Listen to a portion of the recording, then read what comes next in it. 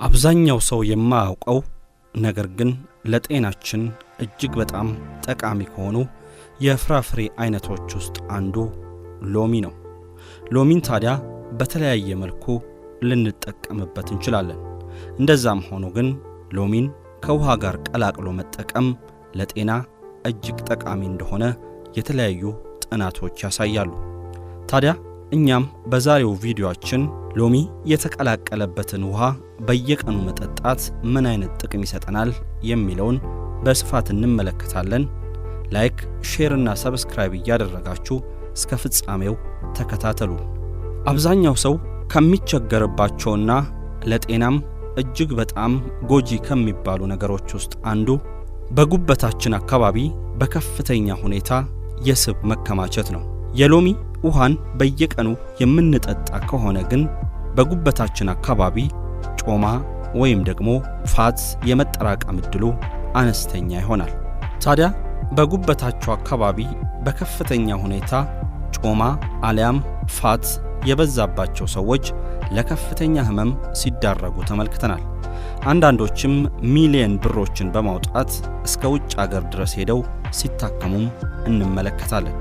እንደዛም ሆኖ ግን የሎሚ ውሃን በየቀኑ መጠጣት በጉበታችን አካባቢ ያለውን ጮማ እያጠፋልን ይሄዳል።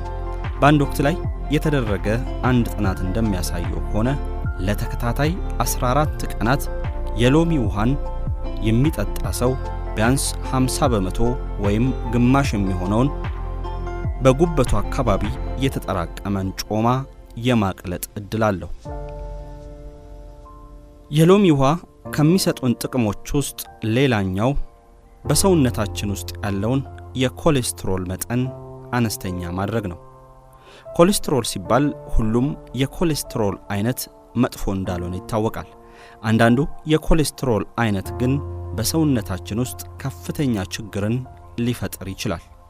በዚህ ምክንያት በሰውነታችን ውስጥ ያለውን የኮሌስትሮል መጠን መቀነስ አለብን። ለዚህ ደግሞ በየቀኑ በውሃ እየቀላቀልን ሎሚን መጠጣት ለጤናችን እጅግ ጠቃሚ ነው። የተለያዩ ነገሮችን ተጠቅመው ክብደት መቀነስ ያልቻሉ ሰዎችም የሎሚ ውሃን የሚጠጡ ከሆነ በቀላሉ ክብደትን መቀነስ ይችላሉ። ይህን ስንል ግን የሎሚ ውሃን ብቻውን መጠጣት ብቻ እንዲሁ በአንድ ቀን ተነስቶ ሰውነታችን ቀጭን እንዲሆን ያደርገናል ማለት አይደለም። ከዛ ይልቅ ግን የሎሚ ውሃን ስንጠጣ በሰውነታችን ውስጥ ያለው የስኳር መጠን አነስተኛ እየሆነ ይሄዳል። ይህም በሰውነታችን ውስጥ ያለውን የኢንሱሊን ቁጥጥር ከፍ ያደርጓል። ያ ደግሞ ጎን ለጎን ክብደትን እየቀነስን አሊያም በሰውነታችን ውስጥ ያለውን ፋት እየቀነስን እንድንመጣ ያደርገናል። ጥናቶች እንደሚያሳዩት ከሆነ በሰውነታችን ውስጥ ያለውን የኢንሱሊን መጠን እየቀነሰ የሚሄድ ማንኛውም መጠጥም ሆነ ምግብ ሰውነታችንን ወይም ክብደታችንን እንድንቀንስ ያደርገናል። ታዲያ የሎሚ ውሃም በሰውነታችን ውስጥ ያለውን የኢንሱሊን መጠን ስለሚቆጣጠረው አሊያም ደግሞ ዝቅተኛ እንዲሆን ስለሚያደርገው ክብደትን እንድንቀንስ ያደርገናል። ያለ ዕድሜያቸው ላረጁና በተለይም ፊታቸው እየተሸበሸበ ላስቸገራቸው ሰዎች የሎሚ ውሃን መጠጣት በከፍተኛ ሁኔታ የቆዳቸው ሁኔታ እንዲሻሻልና ወጣት እንዲመስሉም ያደርጋል። በሰውነታችን ውስጥ የሚገኙ ያለ ዕድሜያችን እንዳናረጅ የሚያደርጉ በርካታ ሆርሞኖች ይመነጫሉ። እነዚህም ታዲያ ጤናችንን ከመጠበቅ ባለፈ ያለ ዕድሜያችን እንዳናረጅ ያደርጉናል። በተለይም የቆዳ መሸብሸብ፣ የመገጣጠሚያ አካላት ህመምን ለመቀነስ የሎሚ ውሃን መጠጣት፣ በተለይም ደግሞ የሎሚ ውሃን መጠጣት በቆዳችን ላይ የሞቱ ሴሎች እየተራገፉ እንዲወጡ፣ አዳዲስ ሴሎች እንዲፈጠሩና ሁሌም ወጣት መስለን እንድንጓዝ ያደርገናል። አይናችን አካባቢ በተለይም በአይናችን ስር የሚፈጠር መሸብሸብም በሎሚ ውሃ እየተለጠጠና የመሸብሸብ ዕድሉም እያነሰ ይመጣል። እንደ ካንሰር ያሉ እጅግ በጣም ከባድ የሚባሉ የህመም አይነቶችን ለማስታገስና በእነዚህ ህመሞች እንዳንያዝም የሎሚ ውሃን መጠጣት አለብን።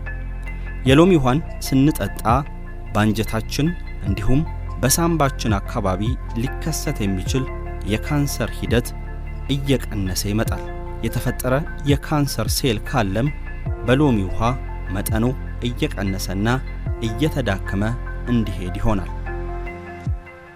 አሁን ባለንበት ዘመን አብዛኛው ሰው ኩላሊቱ ከጥቅም ውጭ ሆኖ ዳያሊሲስ ሲያደርግ አሊያም ደግሞ የኩላሊት ንቅለ ተከላን ሲያደርግ እንመለከታለን።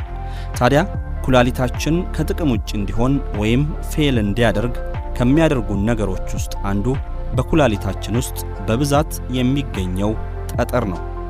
ታዲያ የሎሚ ውሃን በየቀኑ የሚጠጡ ሰዎች በኩላሊታቸው ውስጥ ያለውን የጠጠር መጠን የመቀነስና ተፈርፍሮ እንዲወጣም የማድረግ ዕድል አላቸው።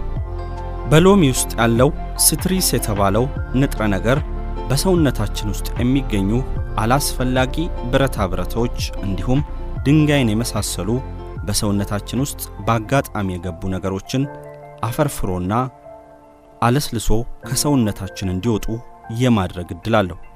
ሲትሪስን ደግሞ በከፍተኛ ሁኔታ የምናገኘው ከሎሚ መሆኑን ተከትሎ ሎሚ ውሃን በየቀኑ መጠቀም አለብን። የቫይታሚን ሲ እጥረት ያለባቸው ሰዎችም የሎሚ ውሃን በየቀኑ መጠቀም አለባቸው። ይህ ሲባል ግን በተለያዩ ጁሶች መልክ በፋብሪካ ውስጥ አልፎ የሚመጣውን ሎሚ መጠቀም የለብንም። ከዛ ይልቅ ግን በቤታችን ውስጥ የምናዘጋጀውንና ኦርጋኒክ የሆነውን ሎሚ ከውሃ ጋር ቀላቅለን የምንጠቀም ከሆነ በከፍተኛ ሁኔታ በሰውነታችን ውስጥ ያለው የቫይታሚን ሲ መጠንም እየጨመረ ይሄዳል።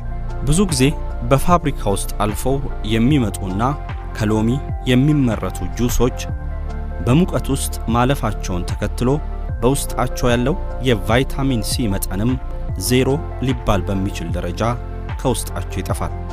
ይህንም ተከትሎ ታዲያ ትክክለኛውን ቫይታሚን ሲ ማግኘት የምንችለው በሙቀት ውስጥ ካላለፈና ቀጥታ ከእርሻ ከመጣ ሎሚ ብቻ ነው። በቀን ውስጥ ግማሽ ሎሚ እንኳን ብንጠቀም ሰውነታችን ከሚያስፈልገው ቫይታሚን ሲ ውስጥ 75 በመቶውን ማሟላት እንችላለን። ከላይ ካነሳናቸው የሎሚ ጥቅሞች ውጪ ግን እንደ አልዛይመር፣ የጉልበት ህመም፣ የጀርባ ህመምና ሌሎችም በርካታ የበሽታ አይነቶችን የሎሚ ውሃን ብቻ በመጠጣት ልንከላከላቸው እንችላለን። ታዲያ የሎሚ ውሃን መጠቀም ስንጀምር ቀስ በቀስ ቢሆን ይመከራል። ቢያንስ ለመጀመሪያዎቹ ጥቂት ቀናት ግማሽ ብርጭቆ የሎሚ ውሃን በመጠጣት ሰውነታችንን ማለማመድ ይኖርብናል። ቀስ በቀስ 1 ብርጭቆ ብናደርገው ይመከራል። ከጊዜ ቆይታ በኋላ ግን ቀኑን ሙሉ በምንጠጣው ውሃ ውስጥም ሙሉ ለሙሉ ሎሚን ብንቀላቅል የምናገኘው ጥቅም ከፍ እያለ ይሄዳል።